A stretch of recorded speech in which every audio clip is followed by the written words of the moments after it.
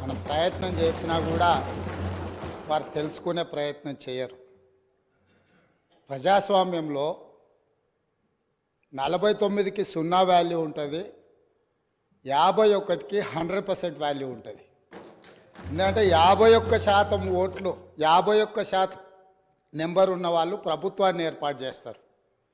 49% ఉన్నవాళ్ళు ప్రతిపక్షంగా కూర్చొని ప్రభుత్వం తీసుకునే పరిపాలనలో నిర్ణయాలను, శాసనాలను సహేతుకంగా విశ్లేషించి సలహాలు సూచనలు ఇస్తారు. సలహాలు సూచనలు ఒకవేళ ప్రభుత్వము పెడచెవిన పెడితే నిరసనలు, ధర్నాలు, రాస్తారోకలు చేస్తారు. అవసరమైతే ఆమరణ నిరాహార దీక్షలు చేసిన కూడా సందర్భాలు ఉన్నాయి. ఆ స్పిరిట్ను తీసుకోవాలి తప్ప వాళ్ళు 64 ఉన్నారు, మేము 39 మంది ఉన్నాం, మేము అచ్చోసిన ఆంబోతుల్లాకున్నాం, మేము పోడియంలోకి వచ్చి కుస్తీలు కొట్లాడతాం, ఈ రకమైన భాష వారి గౌరవానికి కానీ ఈ సభను నడిపించుకోవడానికి కానీ సహకరించదు. రెండవ అంశం, పదే పదే గత పాలన గురించి, గత ప్రభుత్వాల గురించి మాట్లాడుతున్నాను. సరే, వారు ఏం మాట్లాడతారో మొత్తం విన్నాక రిప్లై చేద్దాం అనుకున్నాను. కాకపోతే నా రిప్లై కోసం వారు తహతహలాడుతున్నారు. గత పాలనలో యూత్ కాంగ్రెస్ వైస్ ప్రెసిడెంట్గా కల్వకుంట్ల చంద్రశేఖరరావుకు అవకాశం ఇచ్చిందే కాంగ్రెస్ పార్టీ. సింగిల్ విండో డైరెక్టర్గా ఎన్నికల్లో పోటీ చేయడానికి ఇస్తే కాంగ్రెస్ పార్టీ తరఫున నిలబడి ఓడిపోయిందే చంద్రశేఖరరావు. గత పాలనలో ఎంపీగా గెలిపించిందే కాంగ్రెస్ పార్టీ. గత పాలనలో షిప్పింగ్ మినిస్టర్ ఇచ్చిందే కాంగ్రెస్ పార్టీ. ఆ తర్వాత కార్మిక శాఖ మంత్రి ఇచ్చిందే కాంగ్రెస్ పార్టీ. అంతెందుకు ఇక్కడ సభ్యుడు ఉన్నాడు, వారు కూడా వారి కుటుంబ సభ్యులే. ఎమ్మెల్యే కాకుండానే మంత్రిని చేసి తర్వాత ఎమ్మెల్యేగా ఎన్నిక చేయడానికి సహకరించిందే కాంగ్రెస్ పార్టీ. ఈరోజు వాళ్ళు ఏ పేరైతే వినోద్ అనుకుంటున్నారో ఆ రాజశేఖర రెడ్డి గారే ఆ మంత్రివర్గంలోనే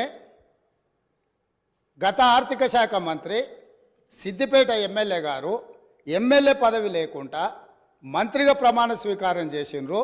రాజశేఖర రెడ్డి గారి నాయకత్వమే దేశానికి బలమైన నాయకత్వం అని అందులో పనిచేసిండ్రు. మూడవది, పోతిరెడ్డిపాడు పొక్క పెద్దది చేసినప్పుడు కీర్తిశేషులు నాయన్ నరసింహారెడ్డి గారు కడప జిల్లా ఇన్ఛార్జ్ మినిస్టర్. ఆ రోజు కొట్లాడింది పోతిరెడ్డిపాడు మీద కీర్తిశేషులు పి జనార్దన్ రెడ్డి గారు. పోతిరెడ్డిపాడు పొక్క పెద్దది చేసినప్పుడు ఇక్కడ ఉన్నోళ్ళు ఎవరు ప్రాణత్యాగాలు చేస్తామని ఎవరు కొట్లాడలే, ఎవరు మాట్లాడలే.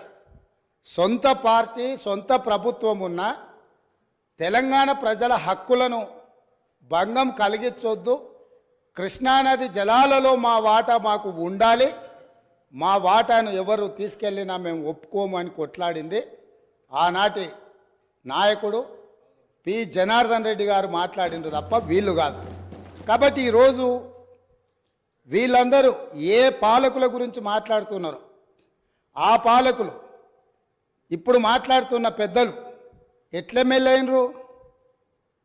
వాళ్ళ తండ్రి గారి గురువైన చంద్రబాబు నాయుడు గారి పార్టీతో పొత్తు పెట్టుకుంటే ఆ పార్టీ మద్దతుతో ఆ కండువ కప్పుకొని సిరిసిల్లలో కష్టపడి పనిచేసి నిర్మించుకున్న చీమలు పెట్టిన పుట్టలో పాములు దూరినట్టు కేకే మహేందర్ రెడ్డి అక్కడ పార్టీని నిర్మించుకొని తెలంగాణ ఉద్యమంలో పాల్గొని తెలంగాణ ఉద్యమంలో ముందు భాగం నుండి నిలబడి కొట్లాడితే ఎన్ఆర్ఐ అంటే నాన్ రిలయబుల్ ఇండియన్ కింద మేనేజ్మెంట్ కోటాలో ఇక్కడికి వచ్చి టికెట్ తీసుకొని అక్కడ ఆ కేకే మహేందర్ రెడ్డి గారిని అన్యాయం చేసి ఈరోజు ఇక్కడికి వచ్చిండ్రు.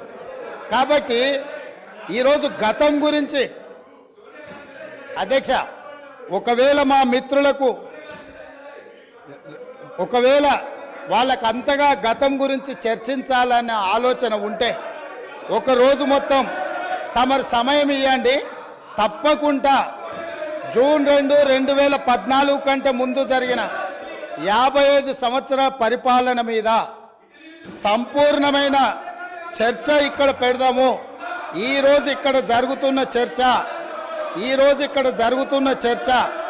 జూన్ 2, 2014 నుంచి జరిగిన పరిపాలన, చేసిన విధ్వంసము, నాయకత్వం యొక్క వ్యవహార శైలి మీద మనం ఈరోజు మాట్లాడుకుంటున్నాము.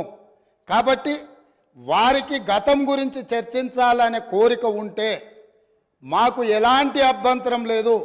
గతంలో జరిగిన పరిపాలనలో ఇక్కడున్న వాళ్ళకి చాలామందికి పాత్ర లేకపోవచ్చు, కానీ అక్కడున్న వాళ్ళకు చాలామందికి పాత్ర ఉంది. ప్రత్యక్షంగా మంత్రులు చేసిండ్రు. అక్కడున్న నాగేందర్ గారు, ఆ పక్కనున్న శ్రీనివాస్ యాదవ్ గారు, ఆ పక్కనున్న హరీష్ రావు గారు, అక్కడున్న కడియం శ్రీహరి గారు, ఆ పక్కనున్న పోచారం శ్రీనివాసరెడ్డి గారు, ఆ పక్కనున్న గంగుల కమలాకర్ గారు, అన్ని పేర్లు మొత్తం అన్ని లిస్టు చదువుతా. వీళ్ళందరూ కూడా ఈరోజు వారు ఏదైతే పాపాలు జరిగినాయి అంటుండ్రో ఆ పాపాలలో సంపూర్ణమైన భాగస్వామ్యం వాళ్ళదే ఉన్నది. వరంగల్ ప్రాంతంలో జరిగిన ఎన్కౌంటర్లకు ఎవరి కారణమని చర్చ ఉంది అధ్యక్ష? ఈరోజు వారే మాట్లాడుతున్నారు. ఏమని గవర్నర్ ప్రసంగంలో మొత్తం కాంగ్రెస్ పార్టీ మేనిఫెస్టోనే పొందుపరిచిండ్రని చాలా సీనియర్గా పనిచేసిండ్రు మంత్రులుగా. గవర్నర్ గారి ప్రసంగము పార్టీ యొక్క ఎన్నికల మేనిఫెస్టోను మంత్రివర్గంలో చర్చించి మా ప్రభుత్వం యొక్క భవిష్యత్ కార్యాచరణను మంత్రివర్గం ఆమోదం చేసిన తర్వాతనే గవర్నర్ గారు ప్రసంగిస్తారు.